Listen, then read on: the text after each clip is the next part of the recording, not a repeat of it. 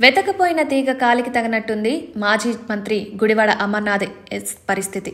ఆయనకు సొంత నియోజకవర్గం అంటూ ఏదీ లేదు. ఇటువంటి తరుణంలో మాజీ మంత్రి అవంతి శ్రీనివాసరావు వైసీపీకి గుడ్ బై చెప్పారు. దీంతో భీమిలి నియోజకవర్గానికి అర్జెంటుగా వైసీపీ ఇన్ఛార్జ్ కావాలి.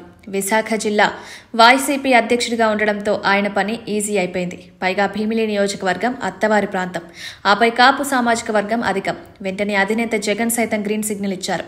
దీంతో భీమిలి నియోజకవర్గంలో సభలు, సమావేశాలు అంటూ హడావిడి చేయడం ప్రారంభించారు గుడివాడ.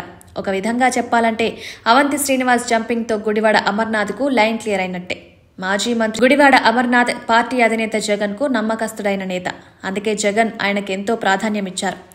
విశాఖ జిల్లా బాధ్యతలను ఆయనకు అప్పగించారు జగన్. 2019 అసెంబ్లీ ఎన్నికల్లో అనకాపల్లి నుంచి గెలిచారు గుడివాడ. జగన్ కేబినెట్లో మంత్రిగా కొనసాగారు. అనకాపల్లి నుంచి చివరి నిమిషంలో గాజువాకకు అమర్నాథ్ షిఫ్ట్ చేశారు జగన్. దీంతో అయిష్టంగానే పోటీ చేశారు. వచ్చే ఎన్నికల్లో ఏ నియోజకవర్గంలో నుంచి పోటీ చేయాలో తెలియక కన్ఫ్యూజన్లో ఉన్నారు. అలాగని సామాజిక సమీకరణల దృష్ట్యా గాజువాక సేఫ్ కాదు. కాపు నియోజకవర్గం బలంగా ఉన్న నియోజకవర్గం. గతంలో భీమిలి నుంచి టికెట్ ఆశించారు అమర్నాథ్. కానీ అవంతి ఉండడంతో అవకాశం లేకుండా పోయింది. అవంతి రాజీనామాలతో భీమిలి ఇన్ఛార్జిగా గుడివాడ అమర్నాథ్ ఝాన్సీ ఇచ్చినట్లు తెలుస్తోంది. అవంతి శ్రీనివాస్ రాజీనామాతో వైసీపీ శ్రేణులతో పాటు జగన్ కూడా షాక్కి గురయ్యారు. టీడీపీ నుంచి పార్టీలో చేరిన అవంతికి మంత్రిగా ఛాన్స్ ఇచ్చారు జగన్. కానీ వైసీపీ ఓడిపోగానే ఆ పార్టీని విడిచిపెట్టి వెళ్లిపోయారు.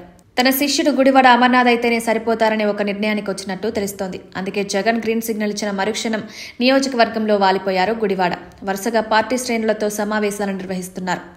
భీమిలిని పర్మనెంట్ అడ్డాగా మార్చుకోవాలని భావిస్తున్నారు. ఇక్కడ వైసీపీ బలంగా ఉంది. కానీ కూటమి ప్రభంజనంలో గంటా శ్రీనివాసరావు ఇక్కడి నుంచి గెలిచారు. 2019లో బలమైన టీడీపీ అభ్యర్థి సబ్బం హరిపై అలవోకగా నెగ్గారు అవంతి శ్రీనివాస్. ఇక్కడ పార్టీల బలమే గానీ వ్యక్తిగతానికి తావుండదు. వచ్చే ఎన్నికల నాటికి వైసీపీ బలపడడం ఖాయమన్న విశ్లేషణలున్నాయి.